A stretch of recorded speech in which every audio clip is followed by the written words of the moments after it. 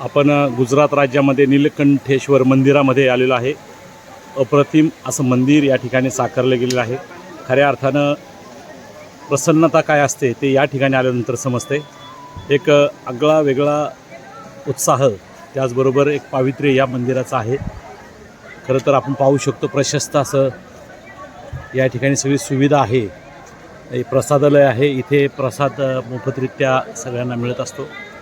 त्याचबरोबर हे मंदिर आपण पाहू शकतो, खऱ्या अर्थानं एक देखण्या स्वरूपाचं मंदिर, अतिशय सुसज्ज असं मंदिर या ठिकाणी आपण पाहतोय। आपल्या खेड तालुक्यातून शेतकरी बांधव, खऱ्या अर्थानं महाराष्ट्रातून छत्रपती शिवरायांचा आशीर्वाद घेऊन ही सगळी मंडळी गुजरातमध्ये या ठिकाणी आलेली आहेत। एक वेगळं मंदिर, एक वेगळ्या पद्धतीने हे साकारलेलं मंदिर आपण पाहतोय। प्रसिद्ध असं मंदिर या ठिकाणी आहे। हा परिसर अतिशय प्रसन्न अशा वातावरणामधील हा परिसर आपण अनुभवतोय। आपण या ठिकाणी पाहतोय की सुसज्ज अशी कमान आहे, त्यातून भक्त लोक आतमध्ये जात आहेत। परिसर जवळपास 200-300 एकरमध्ये हा वसलेला दिसतोय आणि हे मंदिर प्राचीन काळामधून तर असेलच, परंतु आधुनिक काळामध्ये त्याचा जीर्णोद्धार चांगल्या पद्धतीने केलेला दिसतोय। कारंजे वगैरे आपण पाहतोय। खऱ्या अर्थानं एक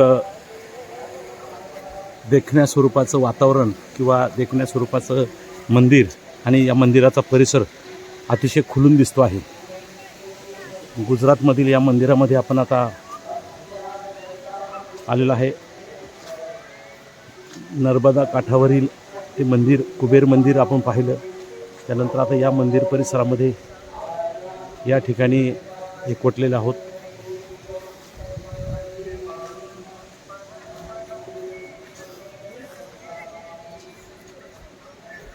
ठिकठिकाणी सिक्युरिटी वगैरे आहे।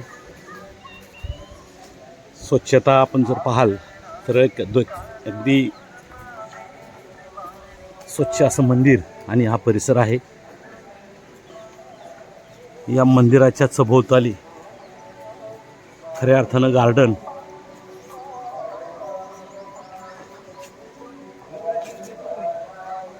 ते सुद्धा पाहू शकता। अतिशय स्वच्छता गार्डनमध्ये दिसते। हे सगळं देखभाल याच्यावर एक टीम काम करत असावी।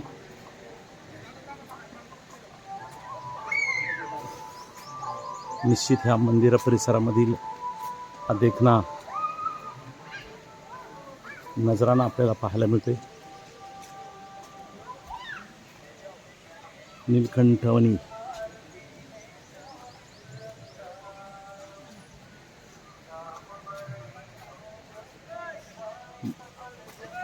या ठिकाणी आपण पाहतोय ब्रह्माजींचं मंदिर, अर्थात ब्रह्माजींचा मूर्ती या ठिकाणी पाहायला मिळते। ब्रह्मा विष्णू महेश ही सगळी मंदिरं या परिसरामध्ये साकारलेली दिसत आहेत। एक वेगळं पावित्र्य या मंदिरामध्ये निर्माण झालेलं आपण पाहतोय।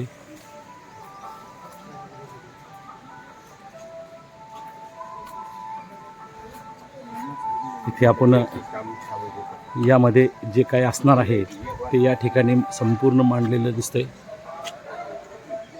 नीलकंठ धाम, आणि या नीलकंठ धाममध्ये भव्य गरुड गेट, नंद बाबा का घर, अभयसिंग दरबार, त्याचबरोबर कुरकुंभ न्यू पॉइंट, शिवाजी बारात,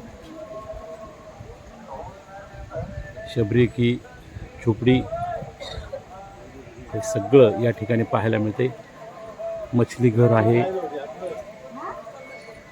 बरंचसं काही या ठिकाणी पाहायला आपल्याला मिळते।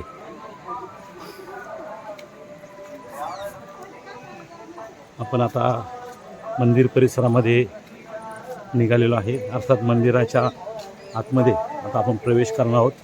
समोरच नटेश्वर नटराजची मूर्ती या ठिकाणी आपल्याला पाहायला मिळते। आपण पाहू शकता या ठिकाणी नटेश्वर नटराजची मूर्ती साकारलेली आहे।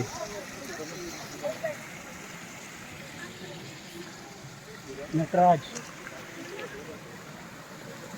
खऱ्या अर्थानं नटराजाची मूर्ती. आणि आता मंदिरच्या प्रवेशद्वारापासून आपण आतमध्ये जाणार आहोत. भव्य दिव्य असं जे मंदिर आहे, तिथे चप्पल बूट्स ठेवण्याचं जे वेगळं जागा आहे, त्याचबरोबर पादत्राणे वगैरे या ठिकाणी सगळी ठेवली जातात. लॉकर आहे, सगळी सुविधा या ठिकाणी आहे. आपण आता आतमध्ये जाणार आहोत. आपण या ठिकाणी नीलकंठ वर्णींद्र भगवान या मंदिरात आलेलं आहे.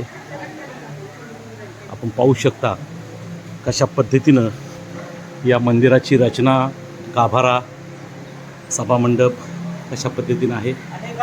खऱ्या अर्थानं या ठिकाणी ही सगळी मंडळी एकवटलेली आहेत.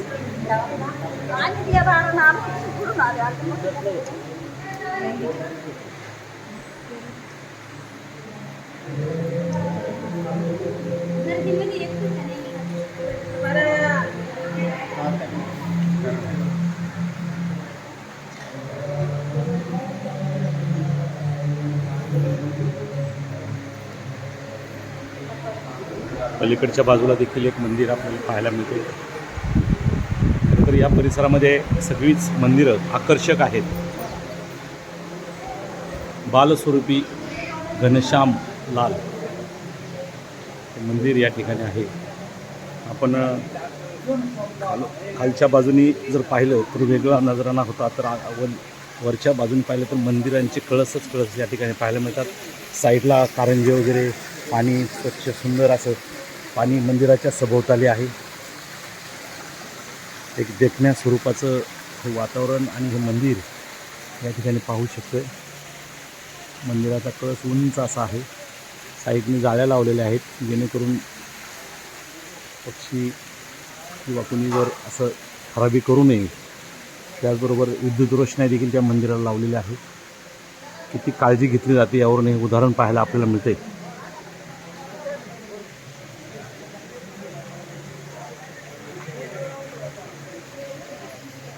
आपण इकडे देखील पाहू शकता कारंजे वगैरे सगळीकडे मंदिर आपल्याला पाहायला मिळतात. मंदिर परिसरामध्ये कारंजे, अप्रतिम असे कारंजे आपल्याला पाहायला मिळतात. त्यामध्ये शिवलिंग त्या ठिकाणी दिसत आहेत.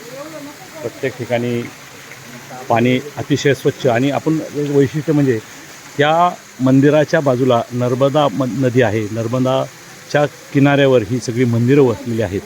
अतिशय पावित्र्य या मंदिर परिसराला आहे.